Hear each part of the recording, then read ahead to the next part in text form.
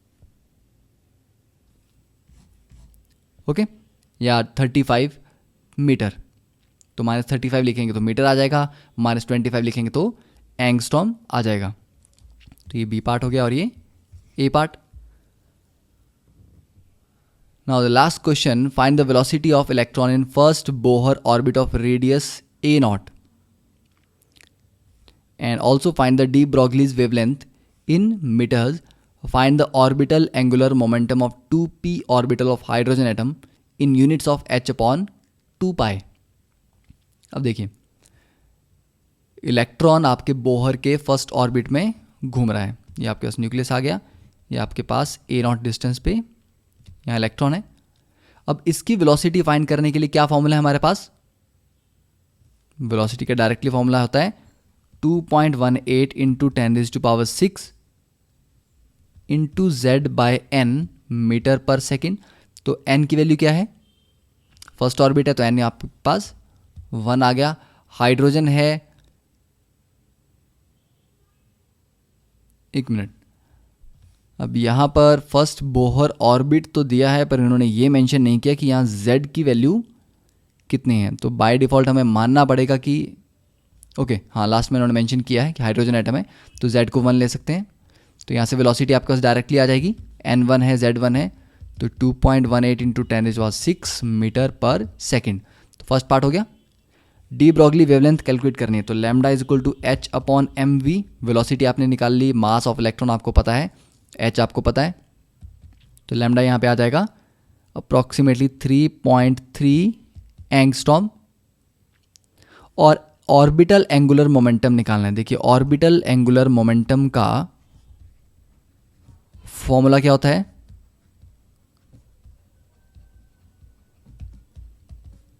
√L into L plus 1 h/2π। किस में calculate करना है? h/2π के यूनिट्स में, ठीक है। तो इसी फॉर्म में आपको लेना है। तो 2p के लिए फॉर 2p L क्या होगा? 1। तो ये वैल्यू कितनी आ जाएगी? कैपिटल L आपका 1 into 1 plus 1 ready √2 h/2π। Okay, that is your answer. So this completes your subjective problems of the previous IIT papers.